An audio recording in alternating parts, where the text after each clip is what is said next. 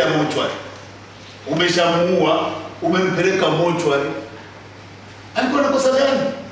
Tume haijatujibu kwamba maiti zile labda zilileta maandamano, zilileta vurugu kule mochwari, kiasi kwamba zikalazimika zingine zikimbie au zikimbizwe au zifanye. Haya mambo lazima yajibiwe. Huu ni uhai. Msimamo wetu kama TLS kwamba huu ni uhai. Tume ilitakiwa kujibu haya ili kuondoa tashwishwi katika mioyo ya Watanzania. Vile vile swala la ukiukwaji wa haki za binadamu, tume imedogosha madai ya utesaji, ili hali TLS kupitia msaada wake wa kisheria imebaini kuwa watuhumiwa wengi waliteswa, kunyimwa haki zao na kushikiliwa kinyume cha sheria. Wengi mliona watu wamefika wamevunjwa mikono, wengine wamefungwa na katani. Wewe unaona mtu amevunjwa mikono amefungwa na katani na miti. Mwingine yuko uchi, afika na boxer mahakamani.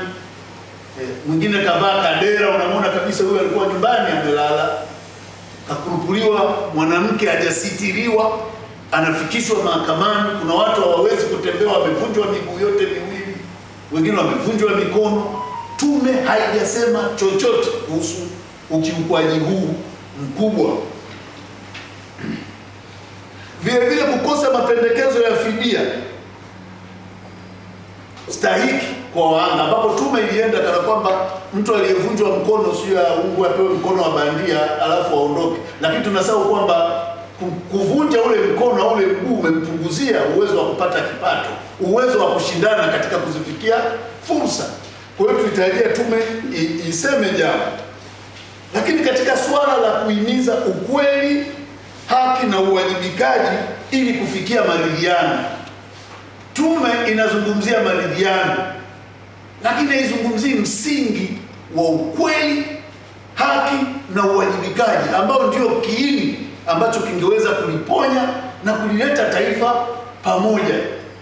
TLS tunaamini kwamba tukiwa na ukweli kwamba samahani, mimi ndio nimefanya jambo fulani, ninawajibika kwa hili, ile ni hatua kwenda uponyaji wa taifa.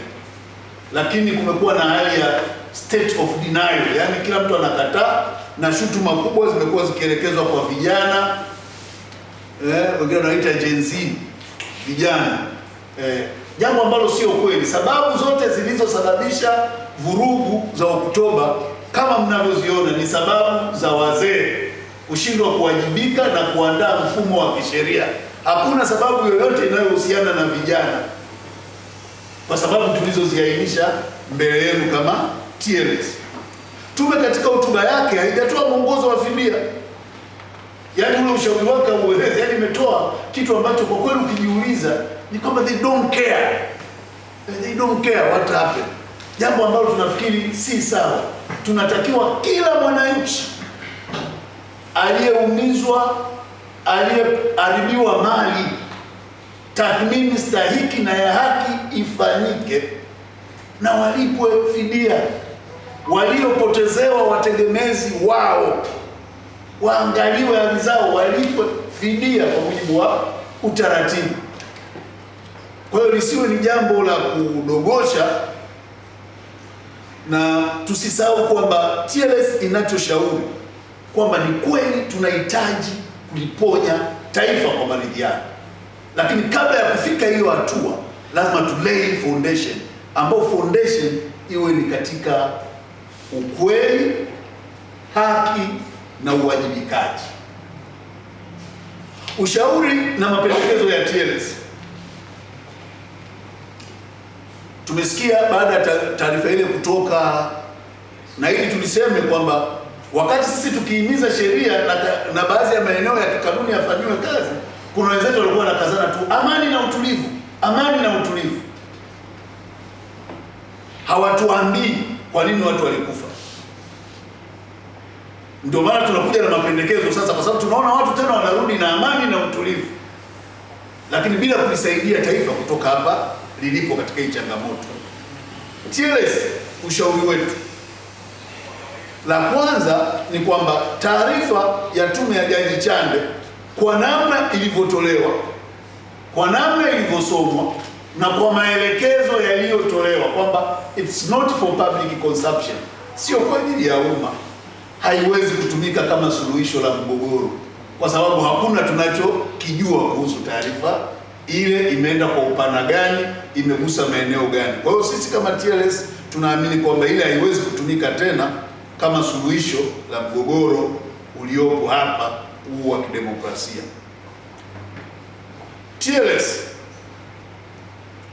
tunapendekeza kuundwa kwa chombo huru, shirikishi na chenye kuaminika ili kuchunguza ukweli wote kwa yaliyojiri kabla, wakati na baada ya uchaguzi mkuu wa Oktoba 29. Tatu, serikali inapaswa kukiri makosa na kuwawajibisha wote waliohusika na ukiukwaji wa haki. Nimekupa mfano, maiti kupotea mortuary sio kitu cha kawaida. Watu kutandikwa risasi wakiwa majumbani mwao sio kitu cha kawaida. Kwa hiyo serikali lazima ikiri. Kukiri sio udhaifu, ni moja ya hatua ya uwajibikaji inayoleta na kuonyesha uhimilivu na kiwango cha juu cha ustaarabu katika dunia ya kistaarabu, a civilized society. Hatuwezi kuignore maelfu ya vifo kwa kupika data na kusimama juu ya maiti na miili ya ndugu zetu kana kwamba hakuna kilichotokea na walistahili kuuawa. Sisi tumeweka sheria, sheria zile zifuatwe. Anayestahili kunyongwa anyongwe kwa mujibu wa sheria. Kwa hiyo jambo letu kubwa ni kwamba kuundwe chombo huru na shirikishi.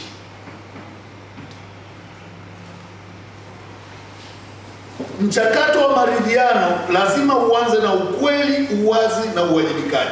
Kumekuwa na wito wa maridhiano ambapo Kiswahili tunasema funika kombe mwanaharamu apite. Kwenye swala kama hili hakuna funika kombe.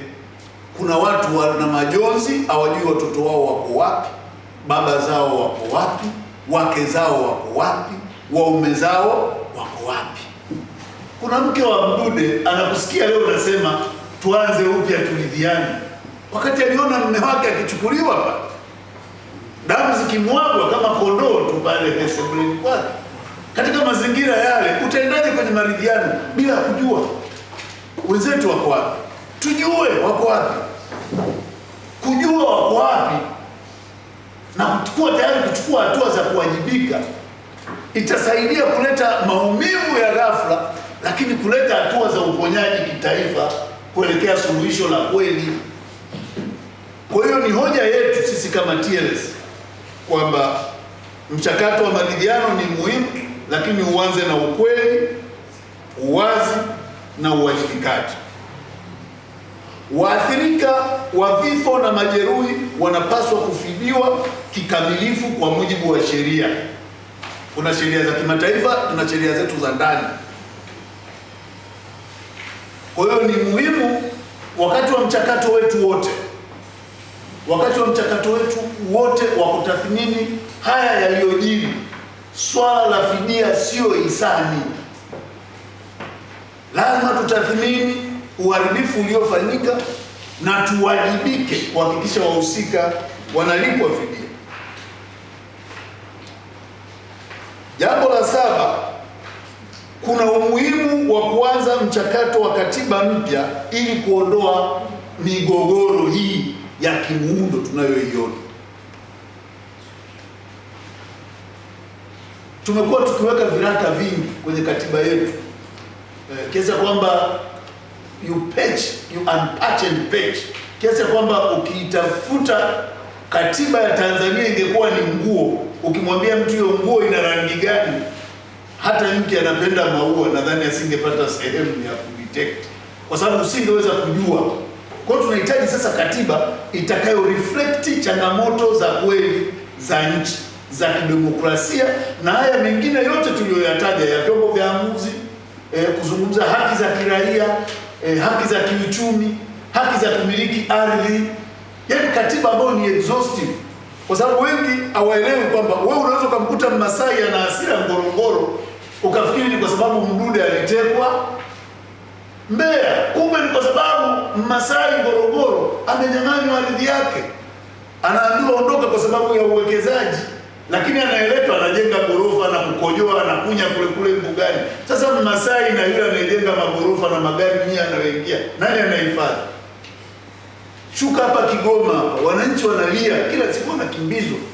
Yule unaweza kufikiri ni kwa sababu ameandamana kwa sababu ya tume ya uchaguzi, lakini anaandamana kwa sababu ana uchungu na ardhi yake. He never felt safe. Unasema ameombwa, sio ameombwa, umemnyang'anya. Kuna mtu ardhi ndio future yake. Unamkuta mwananchi kajitahidi kasafisha eneo lake, anatafuta, unafukuza bila kufuata sheria. Tumetoa amri. Nchi unaendesha amri, wananchi hawaswagi kama kondoo. Hichi kinachotokea ni dalili ya watu kukata tamaa, kwa sababu uwezo ukamwajiri, anarudi kijijini kwao, anatengeneza shamba lake, unamwambia hili sasa ni hifadhi ya taifa, unamfukuza bila fidia. Haya ndio yanayoleta hasira. Watu waliotekwa na kupotezwa wanapaswa kupatikana au taarifa zao kutolewa na kuwekwa wazi kwa umma. Mimi nilisikia wakati watu wakizungumza kuhusu kupotea kwa mtu kama Humphrey Polepole.